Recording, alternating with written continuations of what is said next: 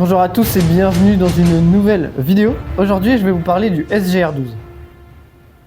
Du coup, ce SGR12, il a été commandé directement chez Begady. Il m'a été livré il y a quelques jours. Et du coup, je voulais en faire une petite review. Ensuite, faire une vidéo démontage et après, on passera sur le projet 3D. Mais dans un premier temps, on va faire un sorte d'unboxing. Donc, on a la réplique du SGR12. Et avec, il m'a été fourni un Mac d'A12. Donc, les Mac d'A12, on en parlera juste après. Et le moteur d'origine, puisque cette réplique a subi ce que Begady appelle le tune-up. Donc le tune-up, c'est un sorte d'upgrade, ça correspond à peu près à la même chose que Taiwan Gun fait avec les histoires d'ouverture de gearbox et de recalage. Voilà. Donc le carton, il n'y a pas de marquage à l'exception de sur les côtés. Vous avez un marquage ici avec écrit SGR12, mais sinon le carton est relativement neutre. Du coup, vous l'ouvrez, vous avez du coup du matelassé. Donc dès qu'on enlève les matelas, du coup on se retrouve avec du coup la réplique. Alors dans le carton vous avez du coup le chargeur qui est quand même d'une taille un petit peu plus conséquente que les chargeurs d'A12. Vous avez un sachet de billes qui est plutôt bon à jeter. Vous avez ensuite quelques petits outils. Et vous avez ensuite la réplique. Alors, cette réplique, c'est pas un AEG standard. C'est un AEG un petit peu complexe. Et la raison est simple, c'est parce que c'est un AEG qui va tirer 3 billes par 3 billes. Alors, en termes de fusil à pompe qui tire 3 billes par 3 billes, vous avez beaucoup en shotgun manuel sur le marché. Vous avez la Saiga en GBBR, donc Saiga 12 et Saiga 12K. Et ensuite, du coup, vous avez le SGR12 de chez Marui et le CM102 qui était une copie conforme du SGR en fait. Donc, c'est pas un AEG standard et du coup, à chaque fois que vous allez tirer, il y a 3 billes qui vont partir. Alors, il y a peut-être certaines assos qui ne voudront pas de ce genre de réplique à cause de ça. Par contre, en CQB, c'est quand même relativement drôle. Le gros point noir de cette réplique, selon moi, c'est son poids. Je trouve cette réplique relativement lourde.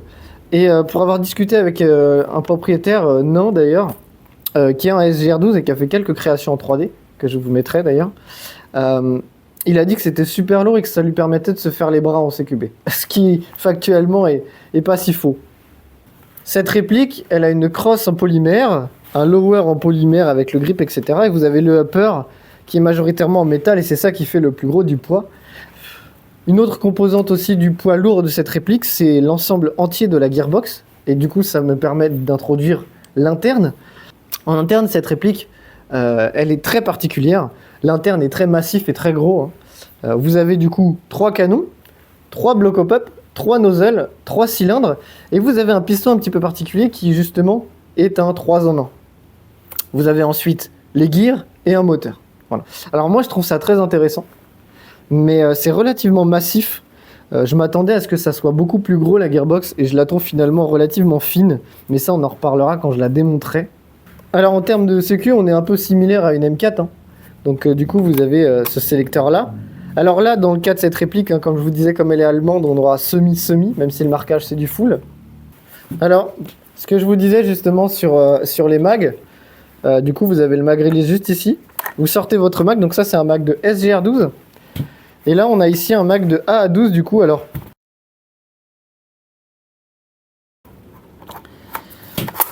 Et voilà.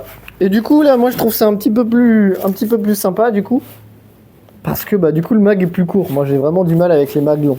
Donc, voilà. Mais ça pèse quand même son poids. Donc, vraiment, c'est pas comme sur certains bullpup, vous avez le poids très sur l'arrière ou quoi. Là, le poids, il est sur l'ensemble. Vraiment, il est réparti de façon homogène, mais il y en a trop. Voilà. Il y a quelque chose qui est relativement embêtant sur cette réplique, c'est l'emplacement de batterie. Il est vraiment minuscule, je vais vous montrer. Vous avez juste à appuyer sur l'arrière de la crosse et hop. Voilà. Et du coup, là, moi j'ai une LiPo 7.4 1500 mAh, donc c'est une e-power, c'est un format standard. Donc on la branche. Vous avez du coup un bruit du moteur, il fait un sorte de brep. Et du coup, là, il s'avère qu'il n'y a pas beaucoup de place. Moi, je ne peux pas refermer du coup l'emplacement avec cette batterie. Donc on va faire quand même les tests de tir pour vous montrer à la 7.4, mais je ne vais pas pouvoir fermer. Alors du coup, je précise, il n'y a pas de bille, il n'y a pas de chargeur. Je vais vous montrer un petit peu. Et je vais vous donner un petit peu mon impression là-dessus. Alors, la gâchette, elle est assez snappy, donc c'est assez cool. Par contre, on sent que ça bouge là-dedans et qu'il y a quelque chose à emporter. Au niveau du réglage du hop-up, d'ailleurs, j'avais vu ça sur une vidéo où en fait la personne qui présentait disait que justement gauche et droite ça correspondait à peu près au groupement, donc au spread, et le centre ça permettrait vraiment de régler la bille qui touche, quoi.